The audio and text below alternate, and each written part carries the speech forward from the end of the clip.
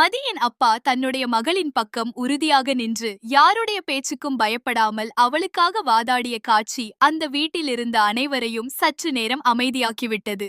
மதி மனதிற்குள் எவ்வளவு வேதனையில் இருந்தாலும் தன்னுடைய அப்பா அம்மா முன்னால் தைரியமாகவே நின்றாள். அவர்கள் கிளம்பிச் சென்ற பிறகு வீட்டின் வாசலில் நின்றிருந்த ராஜலட்சுமி வழக்கம் போல் மதியை குறை கூற ஆரம்பிக்கிறாள். உன்னை வீட்ல நல்லா வளர்த்திருக்காங்கன்னு சொல்றாங்க. ஆனா அந்த வளர்ப்பின் அடையாளம் எங்கேயும் தெரியல. உங்க அப்பா பேசுற விதம் வேற, உங்க அம்மா பேசுற விதம் வேற.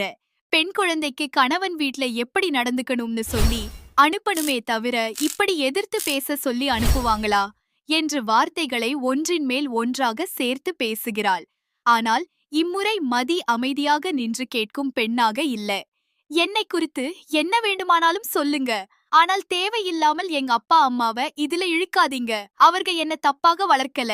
நான் எது சரின்னு தோணுதோ அதைத்தான் பேசுறேன் என்று உறுதியான குரலில் பதில் சொல்கிறாள். அந்த பதில் ராஜலட்சுமிக்கு பிடிக்காமல் போகிறது. அங்கே இருந்தவர்களுக்கும் இந்த பெண் இனிமேல் யாருக்கும் பயந்து தலை குனியப் போவதில்லை என்பது தெளிவாகிறது. நண்பர்களே, உங்களுக்கு இந்த காணொளி பிடித்திருந்தால் லைக் செய்யுங்கள். நீங்கள் இந்த சேனலுக்கு புதியவர் என்றால் சப்ஸ்கிரைப் செய்து உங்களுக்கு மிகவும் பிடிச்சது எது என்பதை கீழே உள்ள கமெண்ட் பாக்ஸில் எங்களுக்கு தெரிவியுங்கள். அந்த நேரத்துல தங்கராஜும் அங்கே வந்து மதிக்கிடம் பேச ஆரம்பிக்கிறான். மதி, நீ செய்யறது உனக்கே நியாயமா தெரியுதா? இந்த வீட்ல எல்லாரும் எப்படியோ சமாளிச்சு வாழ்றாங்க, உனக்கு மட்டும் ஏன் இவ்வளவு பிடிவாதம் என்று கேட்கிறான்.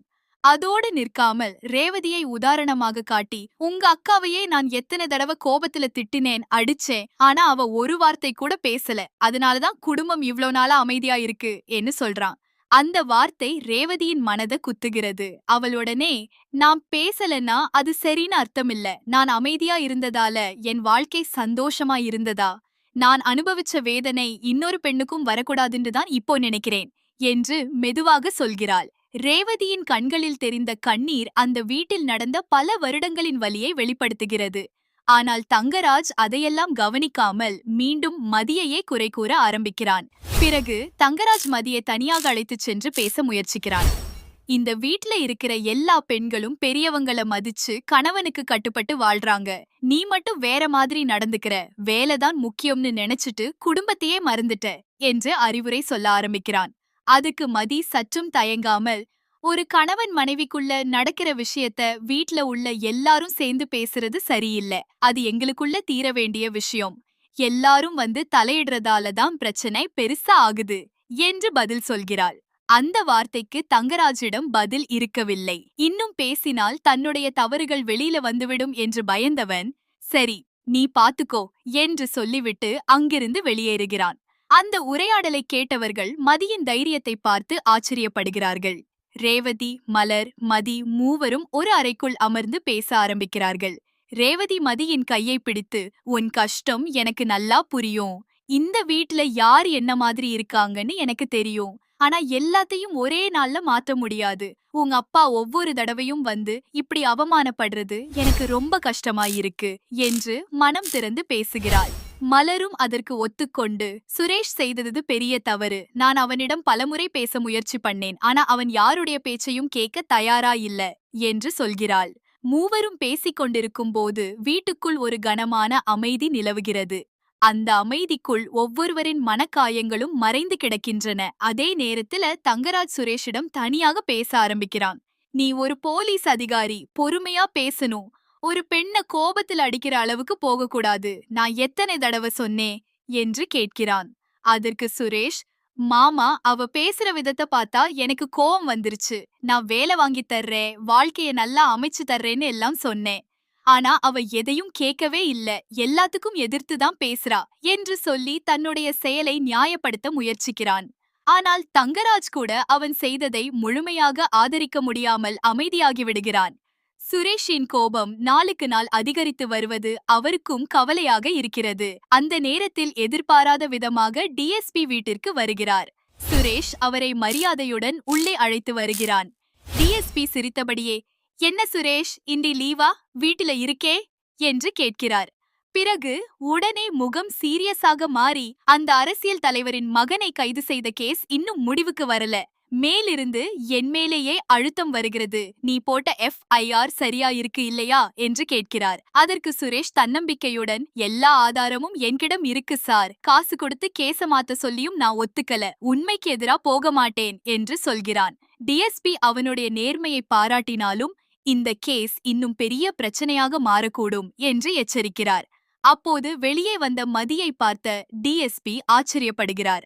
அட, நீங்களா? முன்னாடி 2 பேரும் சண்டை போட்டுக்கொண்டே இருந்தீங்க, இப்போ கணவன் மனைவி ஆயிட்டீங்களே என்று சிரித்தபடி பேசுகிறார். மதி வெறும் புன்னகையுடன் நிற்கிறாள். நீங்க முன்னாடி ரொம்ப தைரியமா பேசுவீங்களே, இப்போ ஏன் அமைதியா இருக்கீங்க என்று கேட்கும்போது, கல்யாணத்துக்கு அப்பிறகு வாழ்க்கை கொஞ்சம் மாறிடுச்சு சார், ஆனாலும் நான் யாருக்கும் பயந்து அமைதியா நிக்கல என்று மெதுவாக பதில் சொல்கிறார். அந்த பதிலில் மறைந்திருந்த உறுதியை DSP கவனிக்கிறார். அதன் பிறகு அவளுடைய வேலை பற்றி கேட்க தற்காலிக ஆசிரியர் வேலை முடிந்துவிட்டதாக மதி கூறுகிறாள். அதை கேட்ட DSP உடனே யோசிக்கிறார். உங்க காலேஜ் பத்தி ஏற்கனவே சில புகார்கள் வந்திருக்கு, அந்த விஷயத்தையும் விசாரிக்கலாம். அது வரைக்கும் எங்க ஸ்டேஷன்ல ஒரு காலி இடம் இருக்கு, உங்களுக்கு விருப்பம் இருந்தா சில நாள் வேலை பார்க்கலாம், மாதம் நல்ல சம்பளம் வரும், பிறகு வேற நல்ல வாய்ப்பு கிடைச்சா போயிடலாம் என்று சொல்கிறார். அந்த வார்த்தையை கேட்டவுடன் மதியின் முகத்தில் பல நாட்களுக்கு பிறகு ஒரு சிறிய நிம்மதி தெரிகிறது. ஆனால் சுரேஷுக்கு அது பிடிக்கவில்லை. சார், அவளை எதுக்கு ஸ்டேஷனுக்கு அனுப்பணும் என்று தயக்கத்துடன் பேசுகிறான். உடனே மதி, என் வேலை பத்தி முடிவு எடுக்கிறது நான் தான், அதுக்கு வேற யாரிடமும் அனுமதி கேட்க வேண்டிய அவசியம் இல்ல என்று தெளிவாகச் சொல்கிறாள். அந்த பதிலை கேட்ட DSP, இப்படித்தான் பெண்கள் தன்னம்பிக்கையோட இருக்கணும் என்று பாராட்டுகிறார். ராஜலட்சுமி அந்த உரையாடலை எல்லாம் அமைதியாக கேட்டுக்கொண்டிருந்தாலும் உள்ளுக்குள் கொதித்துக்கொண்டே இருக்கிறாள். DSP அவளை நோக்கி, இவ்வளவு தைரியமான மருமகள் உங்களுக்கு கிடைச்சிருக்கு, எந்த சூழ்நிலையிலும் குடும்பத்தை காப்பாத்தக்கூடிய பெண் என்று பாராட்டுகிறார். ஆனால் ராஜலட்சுமி மனதிற்குள், இவ காப்பாத்துறதுக்குள்ள நம்ம குடும்பத்தையே தலைகீழா மாத்திடுவாளோ என்று நினைத்து கவலையடைகிறாள். DSP மறுநாளே நியமன கடிதத்தை மெயிலில் அனுப்புவதாக சொல்லி கிளம்புகிறார். அந்த ஒரு சந்திப்பு மதியின் வாழ்க்கையில் புதிய திருப்பத்தை ஏற்படுத்துகிறது. மறுநாள் காலை மதி வேலைக்கு செல்ல தயாராகிறாள். அதை பார்த்த சுரேஷ் மீண்டும் எதிர்க்கிறான். நான் உன்னை தினமும் ஸ்டேஷனுக்கு கூட்டிட்டு வர முடியாது, யாரிடம் கேட்டு உடனே ஓகே சொன்ன என்று கோபமாக கேட்கிறான்.